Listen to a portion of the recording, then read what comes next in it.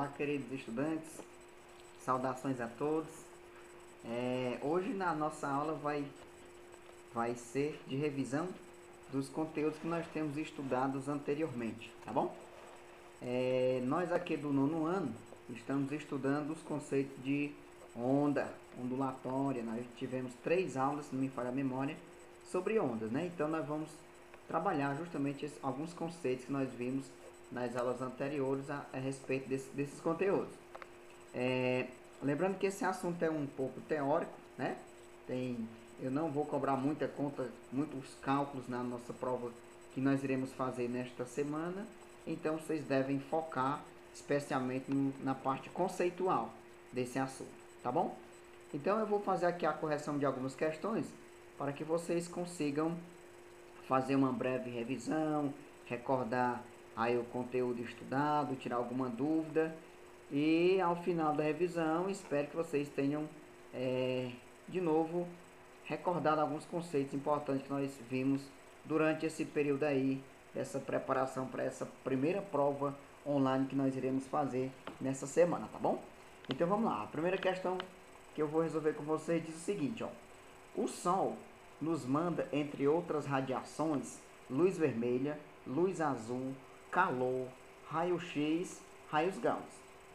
Todas essas radiações têm em comum no vácuo o mesmo o que? O que é comum? A luz vermelha, ao calor, aos raios-x, o que é comum? Tem uma coisa que é comum. Será que é a velocidade de propagação? Será que é a frequência? Será que é o comprimento de onda? Será que é a amplitude de onda? Ou será o período de vibração? Olha, nas nossas aulas anteriores nós aprendemos o seguinte, que existem basicamente 2 tipos de ondas, né? A gente pode dividir as ondas em 2 tipos. As chamadas ondas mecânicas, né? Não sei se vocês lembram. As ondas mecânicas, desculpem a letra, né? Porque eu estou com pressa. Tem as ondas mecânicas e também nós temos as chamadas ondas eletromagnéticas. Ondas eletromagnéticas. Qual a diferença entre uma e outra? A diferença é que as ondas mecânicas, elas necessitam de um meio material para se propagar, né? Necessitam de um meio. Já as ondas eletromagnéticas não necessitam desse meio, ou seja, elas se propagam no vácuo e é com uma velocidade tremenda. Essa velocidade nós chamamos de velocidade C, né? E que esse C vale 3 vezes 10 elevado a 8 metros por segundo. Então, de acordo com o texto, tanto as ondas, tanto a luz vermelha como a luz azul, o raio-x e os raios gama, todas essas radiações aqui são características ou são do tipo ondas eletromagnéticas. Sendo assim, o que é comum a cada uma dessas informações que ele nos deu no texto é justamente a velocidade de propagação. Seja a luz azul, seja a luz vermelha, seja o raio-x, enfim, qualquer que seja a radiação, né? Qualquer que seja as radiações emitidas pelo Sol, elas sempre viajaram no vácuo, né? Viajaram no vácuo, ou seja, elas não precisam de um meio material para se propagar, se propagaram no vácuo e com esta velocidade, que é chamada de a maior velocidade que pode existir na natureza, que é a velocidade da luz, que é correspondente a 3 vezes 10 elevado a 8 metros por segundo. Ou se quiser escrever isso em km por segundo, é a mesma coisa de 3 vezes 10 a quinta quilômetros por segundo, tá certo? Então essa foi a nossa primeira questãozinha. Uma questão relativamente fácil, bastando você lembrar desses conceitos iniciais das ondas mecânicas e das ondas eletromagnéticas. Seguindo, próxima questão. A próxima questão diz o seguinte, ó.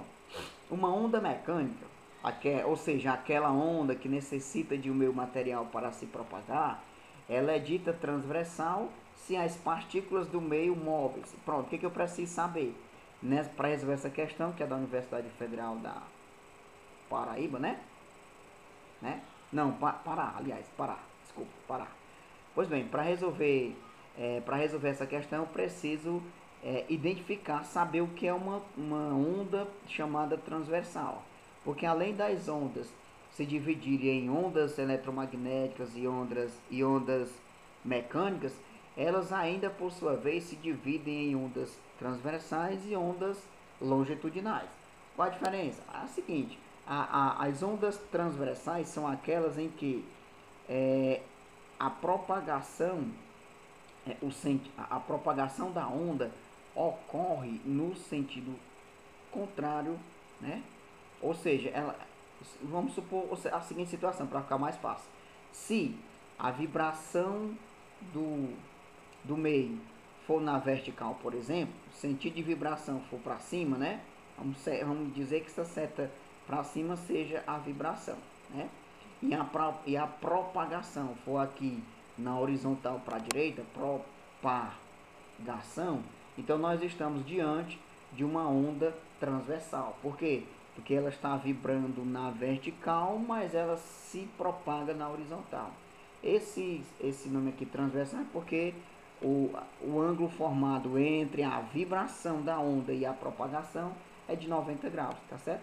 Do contrário, além de ser transversal, a onda também pode ser longitudinal. Para o caso de ondas do tipo longitudinais, são aquelas em que a vibração coincide com a propagação. Geralmente, se a vibração for na horizontal, se for na horizontal para a direita, a propagação também assim será na horizontal para a direita. Então, nós estaremos diante de uma onda longitudinal. Então, para resolver essa questão, o que não precisar? Saber, será que para se ter uma onda mecânica do tipo transversal, o que deve acontecer? As partículas do meio, né, devem se mover como? Perpendicularmente à direção de propagação, paralelamente à direção de propagação da onda, transportando matéria na direção de propagação, do meu material de que é feito, ou depende da elasticidade da corda. Ora, conforme nós já vimos aqui, se é uma onda mecânica do tipo transversal, é porque, né, as partículas, ou seja, a vibração, sempre vai ocorrer perpendicularmente à sua direção de propagação, né? Então, quer dizer, se a direção de propagação é na horizontal para a direita, essa onda vai vibrar, o sentido de vibração dela vai ser na vertical para cima. Então, letra A responde a esse quesito, tá certo? Muito bem, seguindo. Próxima questão. Próxima questão é essa aqui, ó. Ainda uma questãozinha de teoria, tá certo? Que diz o seguinte, agora falando, nós vimos nas questões anteriores, foram abordados a luz como uma onda, né? Agora nós vamos ver a questão do som, porque o som também se comporta como uma onda. O que diz, ó? É da Universidade Federal do Rio Grande do Sul. Quais as características das ondas sonoras que determinam, respectivamente, essa palavra respectivamente significa na ordem que aparece, viu? As sensações de altura e intensidade do som. Nós aprendemos em aulas anteriores que o som ele apresenta algumas características chamadas de características fisiológicas do som, que são estas. Nós aprendemos que existe essas duas que já estão escritas aqui, né? Altura, opa, só um minuto. Altura do som, intensidade do som, né? E ainda tem os conceitos. E a partir disso aqui a gente pode dizer o seguinte, ó, que essa altura do som é o que caracteriza, por exemplo, se o som é um som agudo, né? Isso aqui é quem vai determinar. A altura é que vai determinar se o som é agudo ou se o som é do tipo grave. No caso da intensidade, essa intensidade vai dizer se o som ele é um som forte, né? Se ele é um som forte ou se ele é um som fraco, tá bom? Então estas aqui são as duas principais características fisiológicas do som. Muito bem. Aí o que que acontece? A altura do som, ela está relacionada com a frequência, tá certo? Então esses dois elementos aqui, eles estão relacionados com a frequência do som. Se eu tiver um som de grande frequência, aí eu digo que esse som, ele é um som agudo, tá bom? E se eu tiver um som de baixa frequência, ele é um som grave. Então, a qualidade do som, denominada de altura, isso está relacionado com a frequência do som, tá certo? Frequência.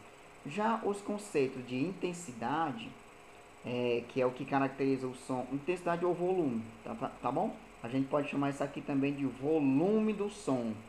Aí o que que acontece? Já para essas características, o que identifica se um som é forte ou se um som é fraco é a chamada amplitude, tá certo?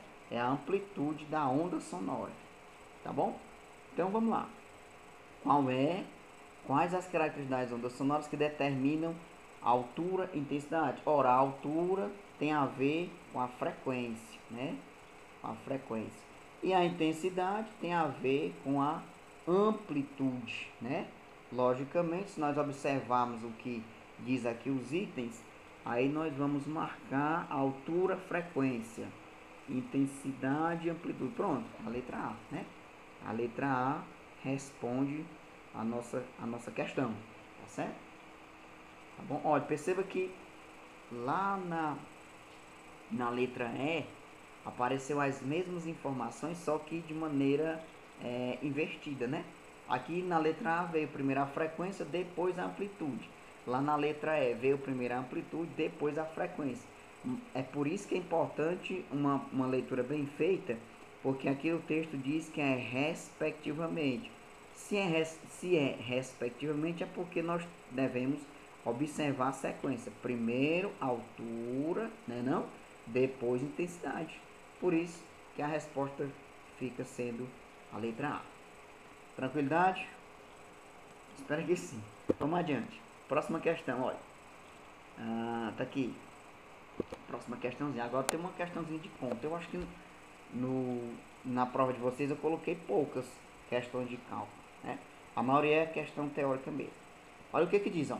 Uma onda sonora de comprimento de onda 0,68 metros propaga-se no ar com uma velocidade de 340 metros por segundo. Aí ele quer saber o período e a frequência de vibração produzida nas partículas do meio devido à propagação dessa onda são respectivamente, de novo aquela palavrinha, respectivamente. Então significa que primeiro eu vou identificar o período, viu? E depois eu vou identificar a frequência. Tranquilo? Então vamos lá. Como é que eu faço isso? Olha o que que o problema me deu. Não sei se vocês lembram, uma onda ela pode ser representada por meio de uma linha mais ou menos assim. Mais ou menos, pronto. Em que aqui nós temos, vamos supor que aqui nós temos um eixo horizontal e que a distância entre um pico e outro, cada pico deixa chamado de crista, a distância entre uma crista e outra, nós chamamos de comprimento de onda e representamos por uma letra grega chamada lambda, né? E que essa onda ela pode apresentar uma determinada velocidade e que é a expressão que representa a velocidade com que se propaga uma onda pode ser essa bem aqui, ó. A velocidade da onda V é igual ao produto da lambda pela frequência, né? V igual a lambda vezes F. Do nosso texto, olha aqui, ó, já me deu o valor de 340 metros por segundo. Esse valorzinho aqui é justamente a velocidade, né? Nos deu também isso aqui, ó, 0,68. Isso é o que? O comprimento de onda. Ele nos diz no texto. Então, essa informação é o lambda, tá bom? Então, o que acontece? A gente pode determinar eu tendo a velocidade e tendo o comprimento da onda, nós temos condições de calcular a frequência por meio dessa formulinha, tá certo? A gente pode calcular logo a frequência e depois calcular o período, tá bom? Olha como é que fica. Se eu já tenho V e eu tenho lambda também, estou à procura do F, eu posso isolar isso aqui algebricamente e dizer o seguinte, ó, que a frequência F vai ser igual a V dividido por lambda. Concorda comigo? Então, então pronto, olha aqui, ó. Foi nas continhas. Então essa frequência vai ser igual. Quanto é o V? Ora, 340. 340 dividido, né, pelo lambda, que é 0,68. 0,68. Vixe, professor, agora ficou ruim, apareceu uma vírgula aqui. Não, ficou não. Isso aqui é a mesma coisa de fazer assim, ó. Você vai multiplicar o denominador por 100 e vai multiplicar o numerador também por 100. Quando fizer isso, você acaba com essa vírgula. Então, faz essa multiplicação aqui, numerador por 100, fica 340 e mais 2 é na frente, ó. 1, 2, pronto. A mesma coisa eu faço para o denominador. Só que, quando eu faço isso, apenas fica 68, não é? Morreu. Agora, o que acontece? Essa frequência F vai ser igual a... vamos fazer assim, ó. Vamos dividir aqui, ó. 34, para ficar mais fácil, por 68. Se nós dividirmos 34 por 68, encontraremos 0,5, né? Então, pronto, 0,5. E aí, 0,5 mais 3 zero, ou seja, 0,5 vezes 1000. 0,5 vezes 1000 é a mesma coisa de 500. Então, nós encontramos uma frequência de 500 Hz, 500 Hz, certo? Vamos lá. Só que eu não quero isso. Eu quero também o valor do período. Inclusive, é o meu primeiro questionamento. Como é que faz? Ora, nós também aprendemos que existe uma relação entre período e frequência, que é essa aqui, ó. O período T, né? É o inverso da frequência, ou seja, é 1 sobre F. Portanto, ficou bem bonzinho, ó. Esse período T vai ser igual a 1 sobre, quanto é o F? 500. 500, que eu posso escrever 500 como sendo 5 vezes 10 ao quadrado para facilitar a minha vida. Então, vamos lá. Resolvendo aqui, ó. O período T vai ser igual a 1 dividido para 5, né? Se você não sabe, é só dividir aqui, ó. 1 dividido para 5, o 1 não pode, 0, 0, né? Aí, qual é o número aqui? Multiplicado por 5 dá 10, ou bem pertinho dele? É um 2. 2 vezes 5, 10, para 10 nada. Pronto, então, 1 dividido para 5 dá 0,2. 0,2. Agora eu vou usar um truque matemático aqui, ó, para facilitar a minha vida. Vou trocar esse 10 elevado a mais 2. Eu vou levá-lo para o numerador. Quando eu fizer isto, fica assim, ó. Vou trocar o sinal do expoente. Fica 10 vezes 10 elevado a menos 2. Pronto. Ou então, isso eu posso reescrever assim, ó. T igual. Vou levar a vírgula aqui uma casa para a direita. E toda vez que eu levo a vírgula para frente, subtrai 1 do expoente. Então fica desse jeito. 2 ou 2,0 vezes 10 elevado. Menos 2, menos 1, porque eu desloquei a casa uma vírgula aqui para a direita, uma casa para a direita, fica menos 3. E esse aqui é o período. Período é uma grandeza física que ela é medida em segundos, tá certo? Então tá aqui, ó. As duas informações que o texto nos pediu estão aqui. Esse é o período, 2 vezes 10 elevado a menos 3 segundos, ou 2 milissegundos. E a frequência está aqui, foi calculada também. Esta frequência vale 500 Hz. Obedecendo a ordem que ele nos questiona, né? Quero saber o período e a frequência. Período 2 vezes 10 a menos 3. E a frequência 500. Então a resposta tem que ser 2, 10 a menos 3 e 500. Está aqui ela. Letra D. Tá bom? Essa questãozinha pegou um pouquinho de cálculo, mas coisa simples, que todo mundo consegue resolver, viu? Vamos adiante. Próxima questão. Aqui ela. Olha aí, que bonito. Próxima questão diz assim, deixa eu me afastar bem pra cá. Opa. Opa. Tá bom. Olha o que diz, ó. Uma onda se propaga ao longo de uma corda com frequência de 60 Hz. Olha, essa informação é valiosíssima. É a frequência. Viu? Como ilustra a figura. Aqui a figura e tal. Nessas condições, podemos afirmar que o comprimento de onda, ou seja, eu quero saber quanto equivale o lambda, o comprimento de onda, é o que nós chamamos de lambda. Podemos dizer que o comprimento de onda e a sua velocidade. Eu quero saber duas coisas, o lambda e o v. De acordo com essa figura, quanto equivale o v e quanto equivale o lambda, ou o lambda e o v, nessa sequência, ó, respectivamente, na sequência. Primeiro o lambda, depois o v. Vixe Maria, como é que eu faço isso? Nós vamos recordar o seguinte, o comprimento de onda lambda, o que é? É a distância entre duas cristas, né? Ou entre dois vales. Pode ser assim também. Então, o que eu estou querendo saber? A distância dessa crista até aquela outra. Eu chamo isso aqui de lambda. Morreu. Mas aí, você pode pensar, professor, eu só tenho esse pedacinho velho bem aqui, cara, ó. Esse pedacinho aqui corresponde a quanto, a que parte da lambda? Se você observar, olha, esse pedacinho aqui corresponde a 1/4 da lambda, não é? Analise comigo, ó.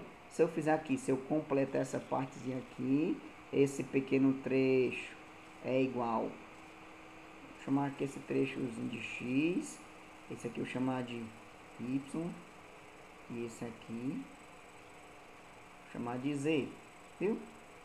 Pronto. Então, se eu somar, ó, x mais y mais z, mais esse pouquinho aqui, vai dar justamente o comprimento da onda. Então, o que eu posso observar? Que esse comprimento de onda foi dividido em 4 partes iguais, né?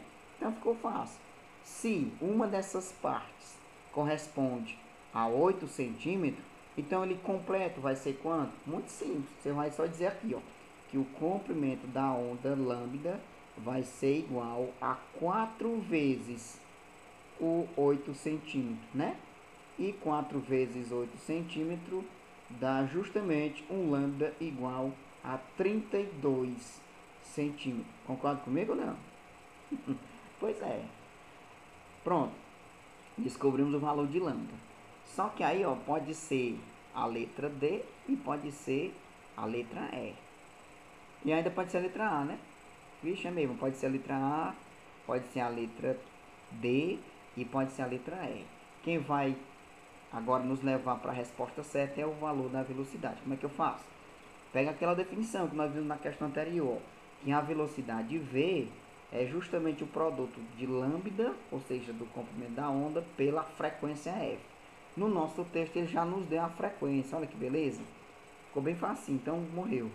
V vai ser igual a lambda, que é 32, vezes a frequência, que no nosso caso é 60. Professor, não sei fazer essa conta não, muito simples. Você despreza o zero por enquanto. E aí você multiplica 32 vezes 6. Vou fazer bem aqui no cantinho, ó. 32 vezes 6. Vai lá. 2 vezes 6 é 12. Vai 1 para ali. 3 vezes 6 é 18. Mais 1 dali, 19. Pronto. Deu 32 vezes 6, deu 192. Agora eu acrescento aquele zero na frente. Está aqui. Então, o valor da velocidade de 1920. A unidade aqui, como o lambda está em centímetro, né? E essa frequência está em hertz. 1 hertz é o inverso de 1 segundo. Então, isso aqui vai resultar em uma velocidade de 1920 centímetros por segundo. Tá bom? Então, assim a gente marca a letra A. Tá aqui, ó. Né? Letra A. Tá bom? Então, assim, por hora é só. Espero que essas dicas tenham lhe ajudado aí a você ter tirado algumas dúvidas que por acaso tenham restado após as nossas aulas. Qualquer dúvida que ainda restarem, se for o caso, vocês podem entrar em contato comigo pelo WhatsApp e a gente tira aí as dúvidas que ainda restaram, tá certo? Então, por hora é só. Boa prova, bons estudos sucesso, fique em casa e até a nossa próxima aula. Muito obrigado e até breve.